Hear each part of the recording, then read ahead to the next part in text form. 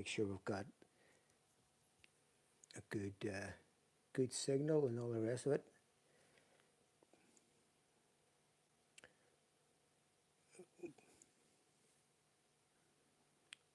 Okay, what's happening?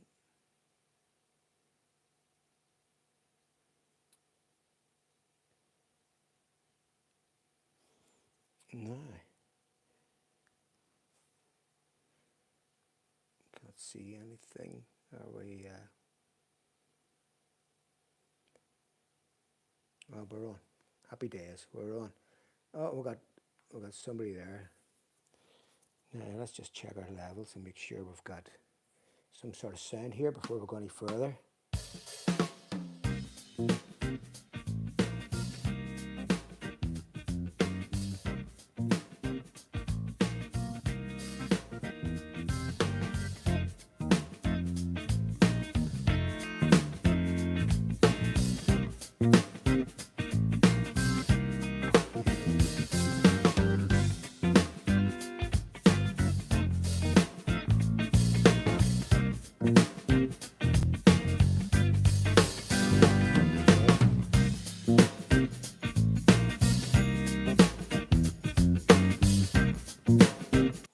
Okay, so that appears to be working. Okay, let's see what we got for the guitar now. Oops. And then let's see if you can see this guitar. Ooh, make sure we can. We've got the guitar in okay. Right. We'll just check the level of the guitar. I was playing around with the settings there a bit earlier, and I ended up done something wrong, mucked it all up. So anyway, let's see if we've got a guitar sound and see what it's like.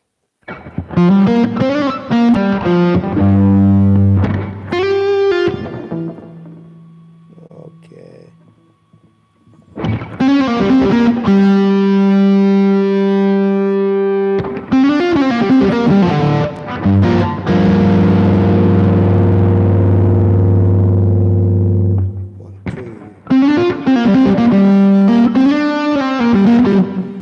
Nearly there, I think. We're nearly there.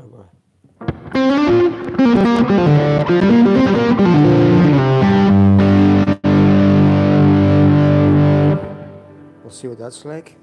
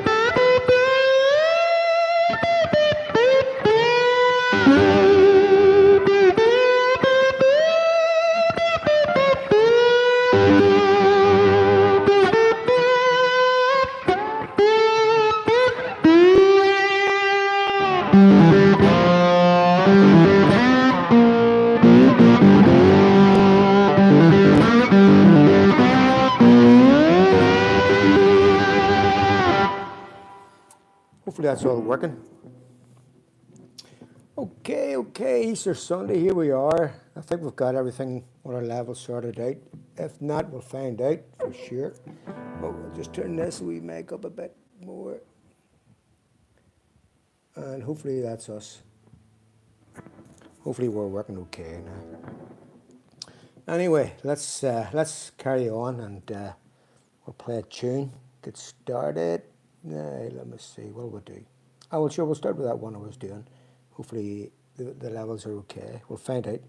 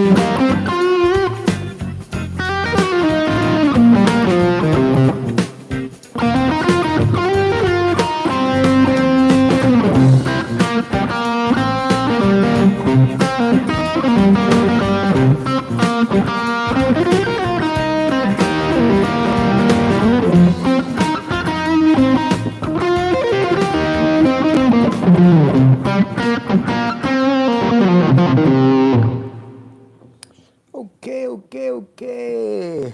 So I think we're getting sorted out. It's always a bit frantic at the start. It's always a bit frantic for me anyway, because you sort of just want to pick up your guitar and play, and then there's that many little buttons and knobs for me to turn here, and I'm not used to it yet. And it's not a permanent setup. I'm just using my iPad, so it's a bit manic, but hopefully it's not sounding too bad. I'm sort of trying to keep an eye on all these bloody levels and make sure that everything's working the way it's meant to be. I might turn that up or down. Am I going up the stairs or down the stairs? I don't know. Anyway, Easter Sunday. Here we are. If you have any questions or anything you want to ask guitar related, music related, about myself or about obviously just in general guitar playing, feel free to stick it down on the comment. And also, if you're watching it on a repeat later on this evening or tomorrow or whenever, do the same. Just put down a comment there if there's any questions about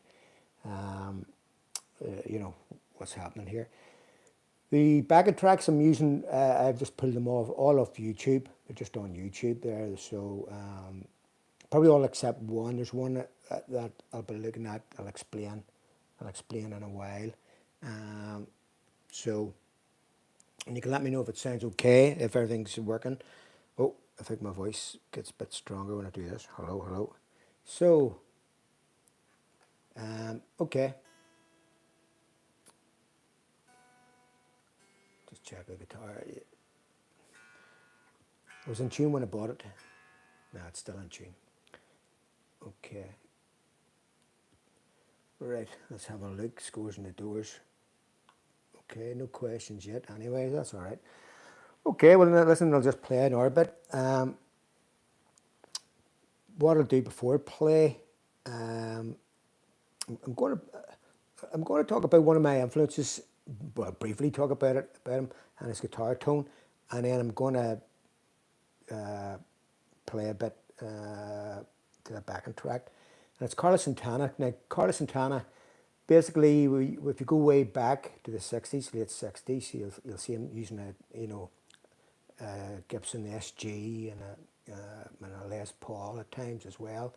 But then he moved to Yamaha guitars, and he ended up with a guitar, sort of like a model, it's called the SG2000. It's a beautiful guitar. I have one myself. I bought it in the late 70s, early 80s. And it's heavy as like a ton of bricks. It's unbelievably heavy. And it's amazing sustain of the guitar. It just sounds great.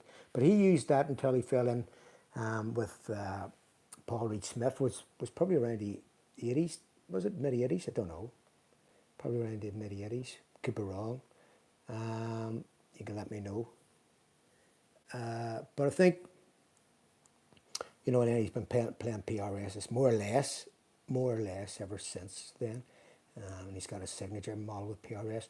But there's one thing that's kind of remained constant throughout whatever guitar or amps he's been using.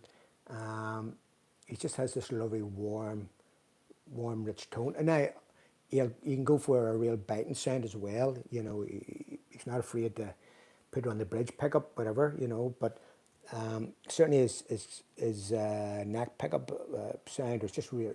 A lot of time it's on that kind of very warm, creamy sound. So I'm just going to see if I can get basically. Oh, I just done something wrong there.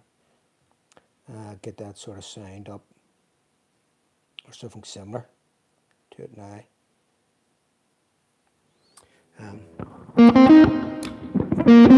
Now, obviously, you can use the neck pickup.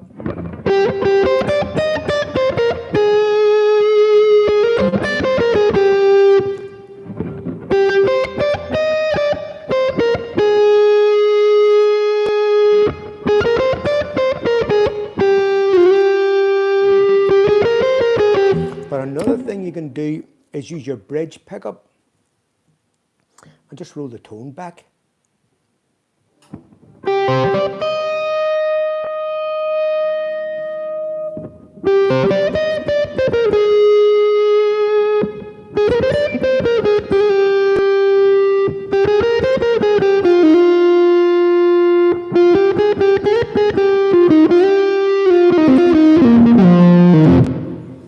And a lot of times when you watch Carlos Santana play, he's always playing with the volumes and tones on his guitar. He's always going down them, always, and it's something actually I've done for years myself when I'm playing live. And sometimes when you're adjusting the guitar, it's the volume or the tone, or both. But even by turning the volume down on a guitar, depends on the guitar, of course, but that can get you might get to the point where you only want it to break and no more. And some guitars, what happens when you turn the volume down, they start to lose their top end. So it's almost like can almost be like a variation in tone right there, just by taking the volume down, one or two notches. Say it depends on the instrument. But I would be fond of working the controls a lot. In fact, some of my videos, I'll be down here and there may be it's only a little slight touch, but it's enough that I can hear the change, in the tone, and it might be just it might be such a little difference, but it's whatever makes you happy. And somebody remarked in one of my videos that I'm always touching these here, going for these, and they said, "Is it nerves?" No, it's not nerves. It's me just trying to find that little moment exactly, get that tone out I'm after. So I mean, play with those tone controls on your guitar, whether it's a humbucker guitar or it's a single coil guitar, whatever. Just.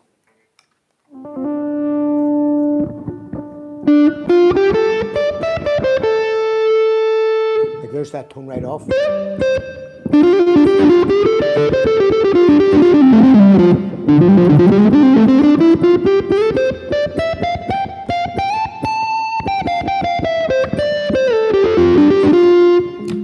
Compared to the neck with the tone right up.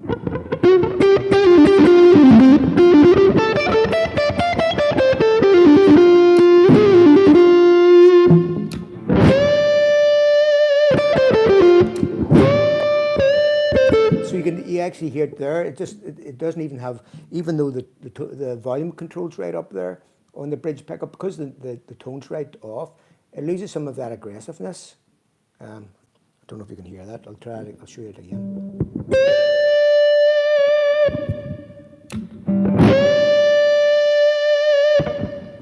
Well, I can hear the difference.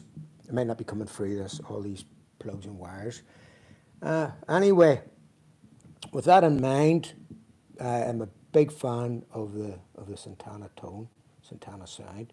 So what I'm going to do is bring up this track and let's have a go. Now it's not a sort of Latin American backing track, because I've already done that type of thing earlier in one of the previous live streams. But let's see how we get on with this.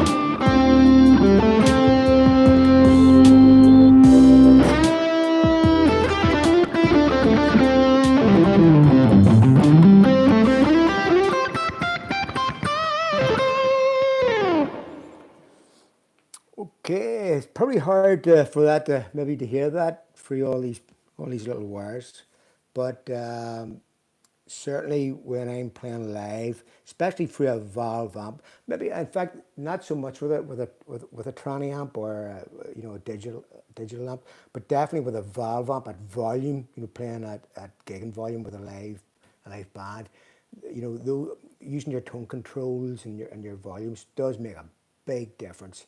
To say maybe in this situation not as much, but definitely for live playing, you know. So let me see, I'm still trying to sort out all these things flashing left, right, and center here. It's sort of hard for me to concentrate on the guitar when everything around me is going off like a disco here, and I don't know if I'm coming over okay or not. Hopefully it is. I'll carry on anyway. By the way, that I'm just going to tell you a wee bit about that backing track. That's the backing track I didn't pull off YouTube. The backing track there, it's actually from a company called Coffee Break Grooves. And let me see. Oh, there's Nate. Okay, sounds great. Good. Glad to hear it. Thank you for that. It's just a bit of positive confirmation, which I needed. Thank you very much. Good. So I know it's working okay. That backing track, by the way, I just took a wee sip of my water. That backing track is for the third time. It's from a company called Coffee Break Grooves. I've been doing stuff for them on and off for probably over a decade now, or thereabouts, I think. I'm not too sure when I started. I'm sure it's well over a decade, maybe going on 15 years. I need to check. Check my memory. Basically, they're backing tracks. You go to their website, and I discovered them. And when I did discover them, I bought one album. I ended up actually buying at that time that 10 albums out. The backing tracks vary. They're jam tracks, so you can use them for guitar. You know, any solo instrument could use them. Saxophone, keyboard. In fact, now I think they do ones without bass and without drums, I think. But anyway, you can check that out, coffeebreakgrooves.com. And you buy an album, and you know, I think they're around $15, or they're approximately, and you got like 8 tracks in there, about 15 minutes long. And I just found them really useful. I found them useful for when I was dealing with, you know, working with students coming to me for lessons. You're able to put the track on, and because it's about 15 minutes long, you're able to let it run. Also, just for exploring an idea for my own playing, I would put on a track and just maybe, you know, run maybe something over and over again. And because the chord sequences in the tracks, not all of them, but some of the chord sequences are maybe only one chord. Those are great for practicing if you're just maybe working on something. I mean, they have some albums there, and the chord sequences are quite advanced, but you also get chord charts as well with them.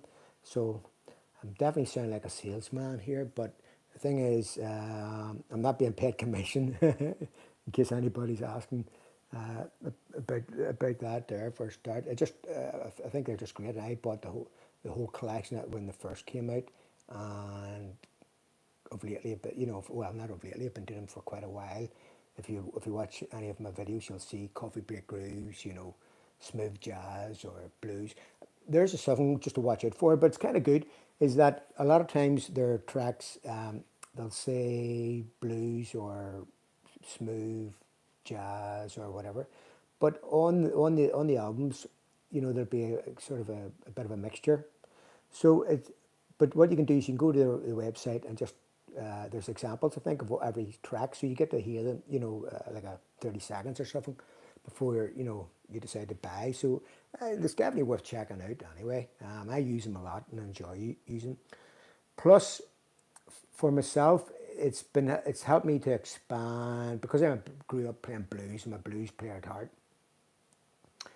You know, once we get into chord charts that involve a few interesting chords, it's really helped me. It's brought my playing on just to think, oh, okay, right, I have to start, you know, negotiating sort of different chord, awkward or different chord changes that I wouldn't have thought of before, you know. So, it's definitely, it's been good for myself, and you know, I would definitely say they're worth checking out.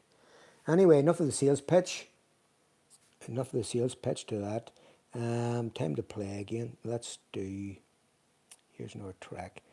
This is sort of it's talking about blues. This is sort of in a type of a blues minor thing. Let's have a go.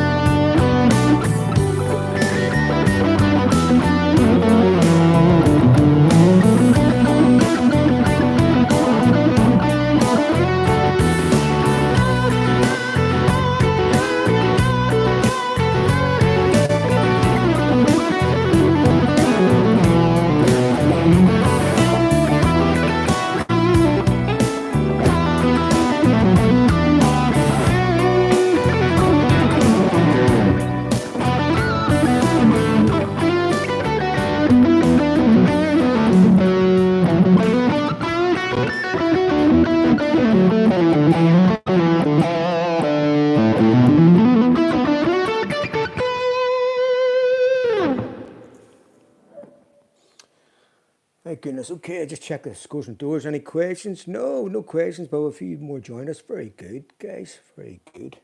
Hope you're all enjoying this Easter Sunday. Wherever you are, where I am, it's actually very nice and sunny. At the minute, I've got the shorts on. It's been warm this last few days, so I'm very lucky. So wherever you are, anyway in the world as well, let me know. If you're watching us on the repeat, because it's been great this last while. People have been letting me know where they are. You know, not their address, of course. I don't want to know that, but you know what country they're in, and you know some of the messages I get, literally from all over the world. It's just fantastic to see that. Well, the internet and YouTube can bring us all together. So. What I do here most days is I teach guitar online. I've got one-to-one students that come to my apartment, but I do lessons for those people that can't actually physically come to my apartment. So lessons via Skype, via Zoom, that type of thing. So if it's something that you may be interested in, sure, drop me a message at royfultonmusic@hotmail.co.uk, royfultonmusic@hotmail.co.uk.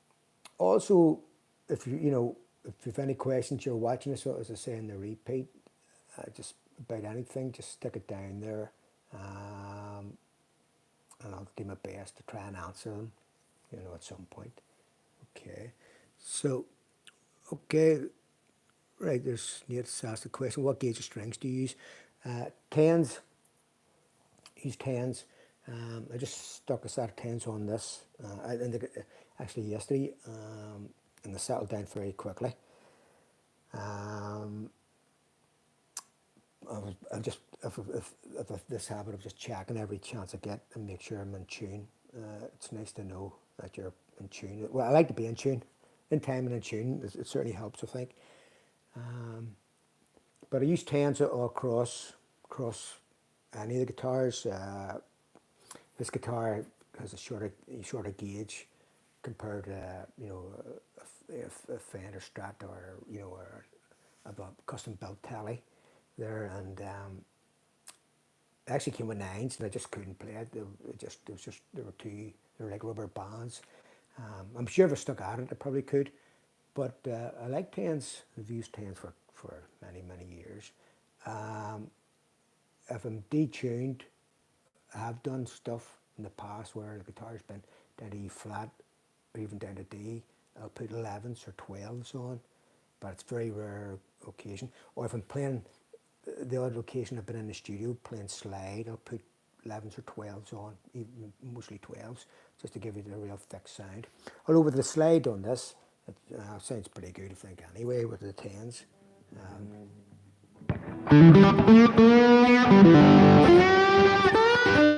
The other thing is the action's really low in this here, and it's not really for slide, so it's not ideal, but it's okay.